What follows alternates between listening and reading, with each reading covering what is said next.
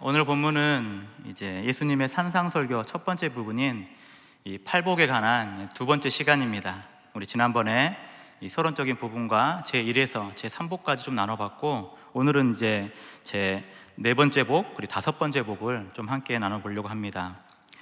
우리가 지금 계속해서 팔복에 관한, 즉 복이라는 어떤 개념을 대해서 지난번에 좀 정리했는데, 이 복이라는 헬라어 원문을 보면 마카리오스라고 해가지고 복되다, 복이 있다라고 표현하는데, 이것은 남들보다 무엇인가 특별한 것을 더 받았을 때 그런 개념이 아니라, 오히려 여기서 나오는 복은 근심과 걱정이 없이 지극히 만족하는 삶에 대한 복을 말하는 겁니다. 그래서 지난번에도 말했지만, 우리 팔복에 나오는 이 복이 있나니 라고 하면서 복된 사람들의 특징은 하나님께 내가 무엇을 해서 또 하나님의 신령한 복을 받는 것이 아니라, 여기에 나온 이 복 있는 사람들은 이미 하나님께서 그들에게 복을 충만히 주셨고, 그들이 이 복을 어떻게 누려갈 것인가, 천국 백성으로서 어떻게 이 땅을 살아갈 것인가, 바로 천국 백성의 어떤 품성, 그리고 그 복이 이미 우리에게 있음을 강조하는 그런 말씀이라 볼 수 있습니다. 그래서 우리 지난번에 심령이 가난한 자, 애통한 자, 온유한 자에 대해 살펴보았습니다. 심령이 가난하다는 것은 내가 하나님 앞에 섰을 때에 어떤 물질적인 가난함을 말하는 것이 아니라, 오히려 하나님 앞에는 내가 영적으로 발가벗겨진 영적인 파산된 상태다. 하나님 앞에 내세울 것이 아무것도 없다. 오히려 나는 하나님 앞에 죄인이고 하나님 앞에 설 수 없는 자인데, 바로 하나님이 나를 건지시고 오히려 복 주심으로 이 심령이 가난한 자에게 하나님이 천국을 그들에게 소유로 주셨다. 그것이 그들의 복이라는 겁니다. 그리고 이 심령이 가난한 자부터 이제 팔복으로 쭉 이어지는 그 8가지 복은 서로 긴밀하게 연결이 되어 있어요. 따로따로 놓고 보는 것이 아니라, 심령이 가난한 자가 결국 애통하는 자의 복을 누리게 되는데, 이유가 뭐냐면 자신은 아무것도 하나님 앞에 내세울 것이 없고, 돌이켜보니까 여전히 죄를 반복하고 있는 그런 죄악의 아픔이 내 안에 있다는 것을 깨닫는 자가 복이 있다는 겁니다. 다른 말로 하면, 나는 하나님 앞에 죄인입니다. 여전히 나는 죄를 짓고 끊임없이 하나님을 대적하는 그런 불순종의 삶을 사는 비참한 인생입니다. 그 애통함을 가지고 나오는 자에게 하나님의 복은 위로를 대주신다는 거예요. 그리고 나서 이 애통한 자가 결국 온유한 자의 복을 받는데, 온유함이라는 것은 타고난 성품이 아니라 하나님의 은혜 가운데 변화된 성품, 하나님의 귀한 은혜로 말미암아 이전에 죽었던 그런 죄악된 삶을 반복하는 것이 아니라, 하나님께 모든 것을 맡겨드리고 하나님이 나의 전부가 되시고 하나님께 나의 모든 신원을 맡기면서 하나님 앞에 나의 삶을 온전히 맡기는, 내어드리는 삶, 그것이 온유한 자의 복인데, 그들에게는 이 땅에 기업을 받을 것이다. 이 복을 주는 겁니다. 그리고 나서 이제 이어지는 것이 바로 오늘 본문의 네 번째 복입니다. 6절 우리 함께 보겠습니다. 6절 다시 한번 보면, 의에 줄이고 목마른 자는 복이 있나니 그들이 배부를 것이며 라고 말합니다. 의에 줄이고 목이 마르다, 이 뜻이 뭐냐면, 말 그대로 그냥 정말 배가 고픈 것, 목이 마른 것을 말하는 것이 아닙니다. 여기서 말하는 것은 그런 물질적인 어떤 배고픔에 목마른 것이 아니라 이것과 같아요. 우리 2002년 여러분 월드컵 기억나시죠? 4강까지 올라갔고, 이 쌍촌역에서 월드컵 경기장까지 가는 그 거리를 월드컵 4강로라 부르게 되는데, 그 당시에 이 축구 대표팀을 이끌었던 감독 아십니까? 거스 히딩크죠? 히딩크 감독. 아직도 기억이 잘 생생한데, 그분이 한 말 중에 지금도 회자되는 말이 있는데, 그게 뭐냐면 16강을 이제 확정 짓고, 16강 진출을 확정 짓고 나서 그 히딩크 감독이 뭐라 말했냐면, 나는 여전히 배가 고프다. 이게 진짜 배고픈 게 아니죠. 감독으로서 이 축구 경기에, 그 경기에 대한 승리에 대한 갈급함이 나에게는 여전히 있다. 16강도 대단한 거예요. 월드컵에서는 정말 대단한 건데, 히딩크 감독은 나는 여기에 만족하지 않겠다는 겁니다. 나는 8강도 4강도 우승도 바라봤겠죠. 나는 여전히 배가 고프다. 바로 그런 면에서 오늘 본문의 이 줄이고 목마른 자, 바로 그러한 개념의 배고픔과 목마름인데, 이 땅을 살아가는 사람들이 바로 이러한 면에서 줄이고 목마른 그러한 갈급함들이 있습니다. 물론 1차적으로는 실제로 끼니를 걸렀을 때 어떤 배고픔과 목마름이 있겠지만, 그것을 채우고 난 이후로는 삶에 대한 굶주림, 삶에 대한 배고픔이 있는데, 그것들은 바로 한마디로 요구하면 행복에 관한 그런 굶주림이 있는 거예요. 행복에 관한 갈증이 있는 겁니다.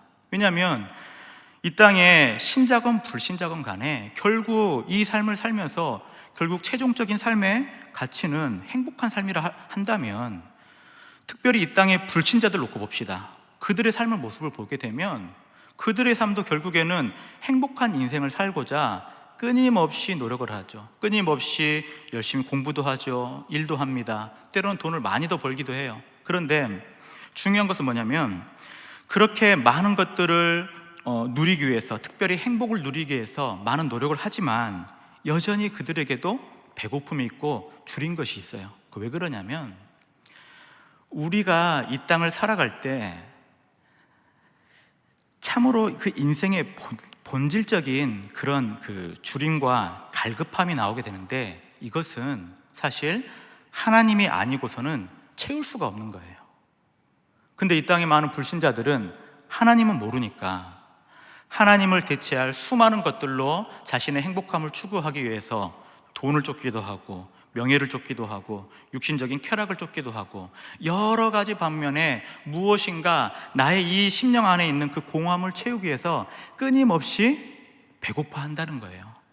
그러면서 계속해서 뭔가를 추구하고 자꾸 얻으려고 하고 행복한 삶을 누리려고 하지만, 결국 문제는 이 땅에서 완벽한 행복을 내가 누렸다고, 나는 정말 부족하지 않고 더 이상 더 나아야 할 것 없는 완전한 행복한 인생이다 라고 말할 인생이 아무도 없다는 겁니다. 왜 그러냐면, 우리 요한일서 2장 16절을 보겠습니다.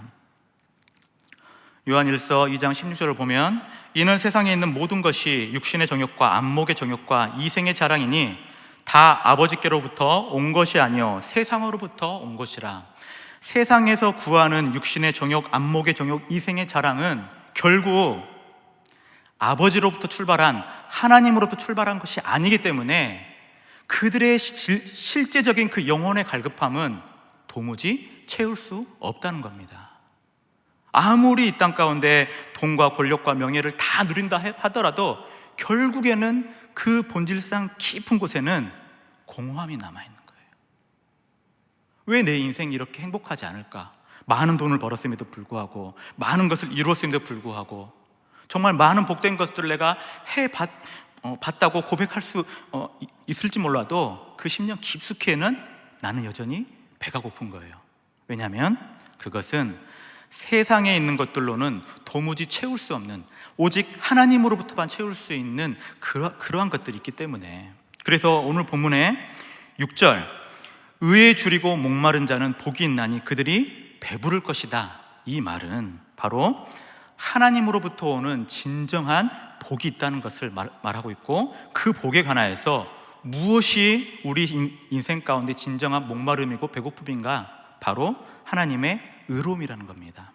여기 보게 되면 이 네 번째 이 복에 대한 핵심적인 요소는 뭐냐면, 우리가 이 땅을 살아갈 때에 진정한 복을 누린다는 것은 결국 우리의 삶의 가치관이 완전히 바뀐다는 것을 의미해요.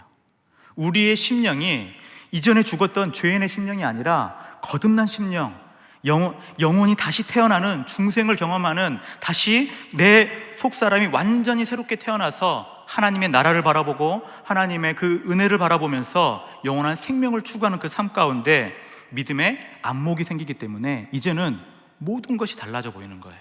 바로 그러한 면에서 우리가 오늘 좀 정리할 것은 그 하나님의 의로움이 무엇인가? 성경은 특별히 두 가지로 한번 이 의로움을 좀 정리할 수 있는데, 첫 번째는 하나님의 그 법적인 의로움에 대해서 말씀합니다. 이것은 하나님의 그 관계에 관한 면인데, 이 우리의 인류의 시작은 아담으로부터 시작합니다. 태초의 사람 아담으로부터 시작하여서 이제 아담이 타락하기 전에는 그는 하나님 보시기에 완전한 사람이었어요.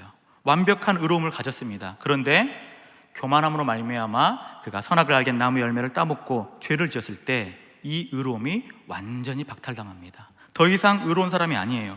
왜냐하면 원래는 하나님 말씀에 순종하고 그 말씀의 뜻에 따라서 순종하고 하나님의 교제하며 완전한 의인으로 그 에덴 동산에서 지냈는데, 하나님의 언약을 깬 그 이후로는 이 의로움이 사라지자마자 그가 한 행위가 뭐였냐면 자신의 벌거벗은 모습을 보고 수치심을 느낍니다. 그리고 몸을 가리죠.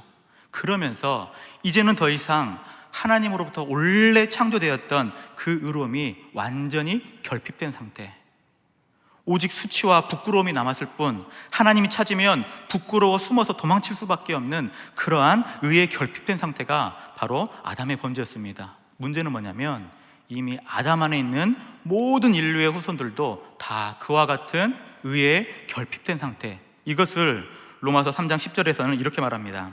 기록된 바 의인은 없나니 하나도 없으며.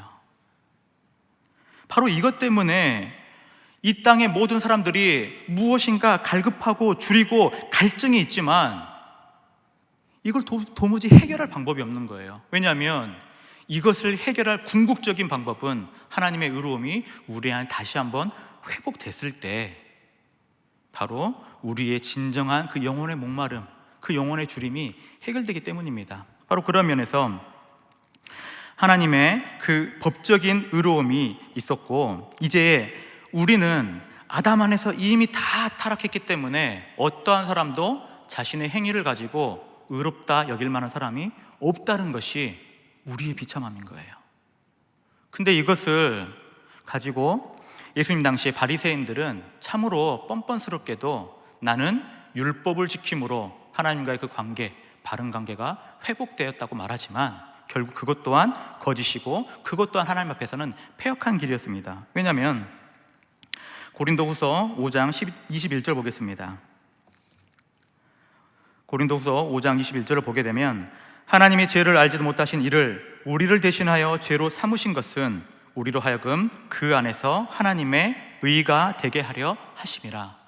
우리는 완전히 타락하고 완전히 의로움을 상실한 인간이었지만 하나님이 하신 일은 뭐냐면 행함으로써는 의로움을 우리가 회복할 수가 없습니다.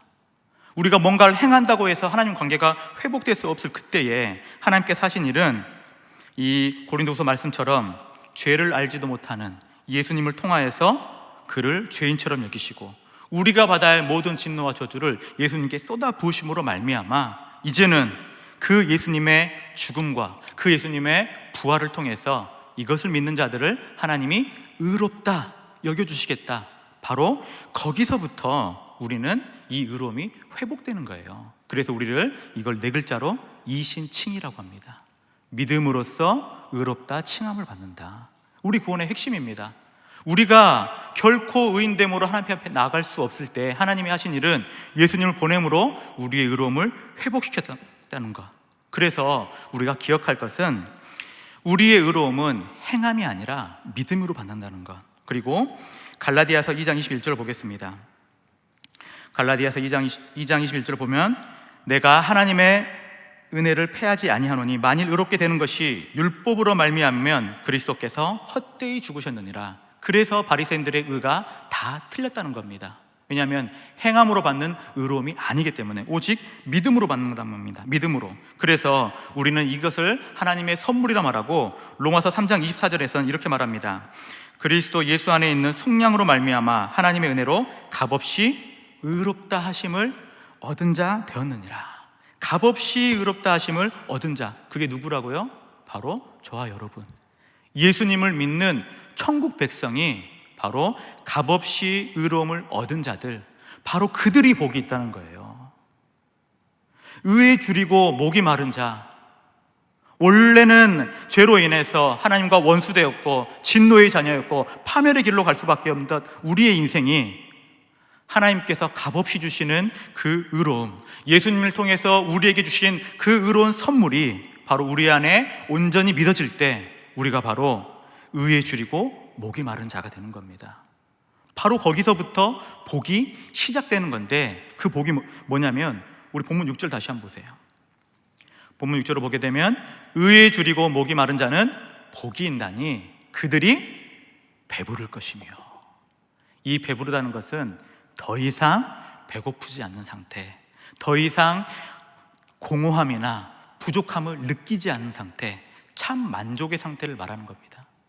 그러므로 우리가 하나님께서 주신 이 귀한 은혜를 통해서 의로움을 값없이 얻었다면 우리는 복이 있고, 이 복은 세상이 말하는 썩어질 것, 없어질 것, 끊임없이 채워도 다시 배고프고 끊임없이 채워도 다시 갈증이 나는 그런 복이 아니라 완전한 하나님의 은혜의 복, 더 이상 배고픔, 더 이상 주림이 없는 그 복을 하나님께 우리에게 선물로 주셨다는 거예요. 선물로. 바로 이 선물로 받은 자들에게 이 의로움이 이 두 번째 또 설명될 수 있는데, 그것은 바로 이 성경이 말하는 의로움이라는 것은 도덕적이고 사회적인 의로움이 있습니다. 이것은 뭐냐면, 이제 하나님께서 베푸신 그 값없는 선물로 주신 그 의로움을 우리가 받았다면 우리의 심령이 어떻게 되는 거예요? 완전히 변화됩니다. 우리의 눈은, 우리의 삶의 가치는 완전히 변화되고 우리의 믿음의 안목으로서 이제 세상을 바라보기 시작해요. 그러면서 무엇을 느끼냐면, 이 땅 가운데 끝없는 그 불의함을 이제 우리는 애통해하고, 정말 거기에 대한 굶주림과 거기에 대한 갈증이 우리 안에 샘솟기 시작하는 거예요. 그게 뭐냐면, 이 땅을 살아가는 것, 그리고 이 세상 속에 속해서 우리가 믿음으로 살아간다는 것은 때로는 이 세상 가운데 끊임없이 패역의 길로 갈 수밖에 없는 그 불신자의 그 모습들, 세상의 모든 권세자들이 끊임없이 악행을 저지르는 면들, 그리고 이 땅 가운데 하나님의 공의보다 사람의 죄악이 팽배하고 넘쳐나는 그러한 정말 불합리한 상황 가운데, 불의한 세상 가운데 우리는 뭘 느끼냐면 그 속에 애통함을 느끼는 거예요. 애통함을. 그러면서 우리 안에 뭐가 있냐면, 하나님의 그 공의함이, 하나님의 그 의로움이 이곳에도, 내가 사는 우리 가정에도, 우리 교회에도, 우리 지역에도, 우리나라에도 이러한 의로움이 가득 차기를 바라는 그러한 굶주림, 그러한 목마름이 우리 안에 생기게 된다는 겁니다. 그래서 이 초대교회 성도들에게 베드로는 이렇게 고면합니다. 베드로전서 1장 15절 보면, 오직 너희를 부르신 거룩한 이처럼 너희도 모든 행실에 거룩한 자가 되라. 이것은 쉽게 말하면 예수님을 좀 닮아가 봐라.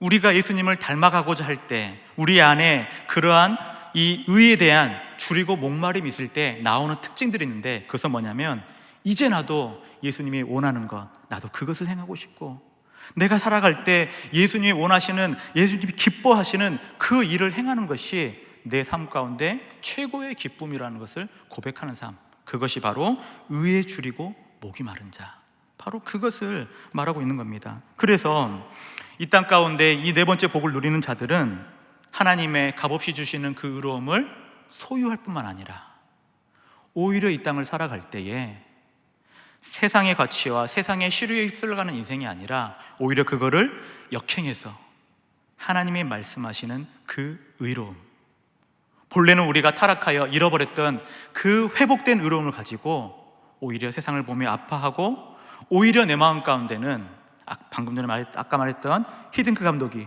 우승에 대한, 경기의 승리에 대한 그 갈급함이 있는 것처럼 우리는 뭐가 있는 거예요?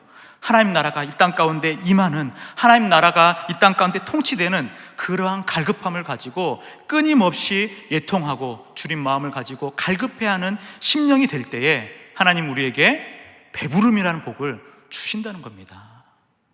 결코 다시는 목마르지 아니할 배부름, 결코 다시 갈증나지 아니할 완전한 하나님의 나라가 바로 이러한 의에 줄이고 목이 마른 자들에게 주는 하나님의 큰 축복이라는 사실 여러분 꼭 기억하시길 바랍니다. 이 다섯 번째입니다. 다섯 번째 복은 긍휼입니다. 7절 보겠습니다. 긍휼히 여기는 자는 복이 있나니 그들이 긍휼히 여김을 받을 것이니요 라고 말합니다. 이 긍휼이라는 것은 이렇게 정의하면 좋을 것 같아요. 비참한 상태에 놓인 사람을 엄격한 잣대로 계산하며 대하지 않고 희생하는 것. 비참한 상태에 놓인 사람을 엄격한 잣대로 계산하며 대하지 않고 희생하는 것이 바로 긍휼입니다. 그러면 제가 여러분 질문 하나 하겠습니다. 속으로 한번 대답하세요. 여러분은 긍휼을 베푸는 자입니까?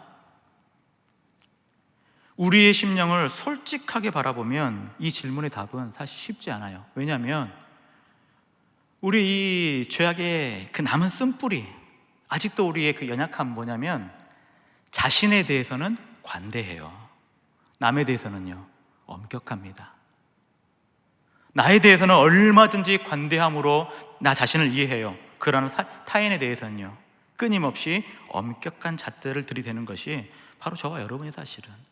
그래서 정치판에는 항상 이런 말이 있죠. 내로남불. 내가 하면 뭐죠? 로맨스. 남이 하면요 불륜인 거예요. 나에 대한 관대함, 타인에 대한 엄격함, 그것은 긍휼의 정반대의 모습입니다. 긍휼은요 오히려 내가 그 비참한 상대에 대해서, 아무런 자격도 없는 상대에 대해서 엄격한 잣대를 들이대는 게 아니에요. 자격을 말하는 것이 아닙니다. 그 조건을 말하는 것이 아니에요. 오히려 그 사람에게 엄격한 잣대가 아니라 사랑이라는 그 시선으로 끊임없이 품어주는 그 풍성한 온유한 마음으로 그 사람 전체를 품고 용납해 주는 것. 오히려 내 것을 가지고 그를 위해서 희생하는 것이 바로 긍휼인데, 바로 이 긍휼한 그 은혜가 우리 본문 7절에 긍휼히 여기는 자는 복이 있나니 그들이 긍휼히 여김을 받을 것이며, 이 긍휼이라는 한 가지 이야기를 해드리겠습니다. 나폴레옹이 이탈리아의 사령관으로 있을 때입니다. 어떤 어머니가 찾아와서 자신의 아들을 위해서 간곡하게 부탁하면서 선처를 해요. 아들을 좀 용서해 주십시오. 그런데 이 아들이 어떤 상태냐면 2번이나 큰 죄를 저질러서 사형을 선고받은 그 상태였습니다. 이제 어머니로서는 할 수 있는 게 없잖아요. 사령관이 나폴레옹 찾아갑니다. 그리고 사령관님, 제발 아들을 좀 용서해 주시고 긍휼을 베풀어 달라고 그렇게 말해요. 긍휼을. 근데 나폴레옹이 뭐라 말했냐면, 당신의 아들은 큰 죄를 지었고 긍휼을 받을 만한 자격은 없습니다 라고 말해요. 그래서 그 어머니가 다시 한번 간청합니다. 저도 잘 압니다. 우리 아들이 선처를 받을 만한 아무런 능력도 자격도 없다는 것을 너무나 잘 알고 있다는 거예요. 그러나 제가 구하는 것은 바로 긍휼입니다. 만약에 자격이 있었으면 제가 긍휼을 구하겠습니까? 이렇게 물어봤다는 거예요. 그래서 좀 풀려났다는 얘기인데, 긍휼이라는 것은 결국 자격을 따지지 않는 거예요. 긍휼을 베풀 때도 마찬가지입니다. 그 사람의 어떤 조건이나 상태를 바라보는 것이 아니에요. 전적으로 값없이 주는 그 은혜, 값없이 호의를 베푸는 그 은혜, 거기에는 용서가 전제되고 거기에는 끊임없는 자기 희생이 전제가 돼서 갚아주는 거예요. 대신하여 주는 거예요. 그게 바로 하나님께서 우리를 향한 긍휼이었다는 거예요. 우리가 죄인 되었을 때에 하나님께서는 우리를 긍휼히 여기시고, 우리의 자격이나 우리의 조건 보셨습니까? 아니요. 여전히 패역한 죄인이지만 자격이나 조건을 보지 않고 긍휼을 여기셔서 예수님 보내주셨습니다. 그런데 우리는 여전히 우리에 대해서는 관대하고 남에 대해서는 엄격한 그런 연약함을 가지고 있어요. 그래서 마태복음 18장에 보게 되면 1만 달란트를 빚진 그 종의 그 이야기가 나옵니다. 거기 보면 1만 달란트를 빚졌어요. 1만 달란트. 이게 이 달란트라는 이 개념이 너무나 큰 액수거든 사실은. 근데 1만 달란트를 지금의 액수로 그 계산하면 최소한 우리나라 돈으로 30조라고 합니다. 30조. 감흥이 안 오죠. 도대체 얼마나 큰 빚인가. 근데 그 주인이 불쌍히 여겨서 간절히 용서를 구하는 그 종을 바라보면서 긍휼히 여겨요. 용서를 하고 그 빚을 탕감합니다. 그런데 문제는 이 종이 이제 풀려나고 자기에게 100데나리온 빌린 사람을 찾아가요. 100데나리온은 그 1데나리온이 하루에 보통 노동자의 하루 품삯이라 합니다. 10만 원으로 치면 1000만 원이에요. 방금 30조를 탕감 이제 받고 1000만 원 빚진 자를 찾아가서 뭘 해야겠어요? 용서해야죠. 긍휼히 여겨줘야죠. 그런데 그러지 않았습니다. 마태복음 18장 32절에서 35절 보겠습니다. 보면 이에 주인이 그를 불러다가 말하되 악한 종아, 내가 빌기를 내가 내 빚 전부를 탕감하여 주었거늘 내가 너를 불쌍히 여김과 같이 너도 내 동료를 불쌍히 여김이 마땅하지 아니하냐 하고 주인이 노하여 그 빚을 다 갚도록 그를 옥졸들에게 넘기니라. 너희가 각각 마음으로부터 형제를 용서하지 아니하면 나의 하늘 아버지께서도 너희에게 이와 같이 하시리라. 오늘 본문은 어때요? 그 반대의 면을 강조하는 거예요. 긍휼히 여기라는 겁니다. 그러면 긍휼을 받는다. 왜냐하면 이미 우리가 긍휼을 받았기 때문에. 로마서 말씀 한번 봅시다. 로마서 5장 8절입니다. 우리가 아직 죄인 되었을 때 그리스도께서 우리를 위하여 죽으심으로 하나님께서 우리에 대한 자기 사랑을 확증하셨다. 이게 하나님의 긍휼이었습니다. 그러므로 우리는 어떤 사람이냐면 갚을 수 없는 죄를 저질렀고 결국에는 죽어 마땅한 영원한 형벌에 처할 것이 마땅한 인생임에도 불구하고 하나님은 우리가 죄인 되었을 때 예수님을 통해서 용서, 예수님을 통해서 그 긍휼을 베푸셨습니다. 값없이 베푸셨어요. 그러면 마땅히 우리가 해야 할 것은 긍휼히 여기는 그러한 삶을 우리 또한 살아가야 한다는 거예요. 야고보서 2장 13절 봅니다. 야고보서 2장 13절. 긍휼을 행하지 아니하는 자에게는 긍휼 없는 심판이 있으리라. 긍휼은 심판을 이기고 자랑하느니라. 반대로 한번 봐보세요. 긍휼을 행하는 자에게 뭐가 있겠어요? 긍휼이 있는 심판이 있겠죠. 그래서 오늘 본문이 뭘 말합니까?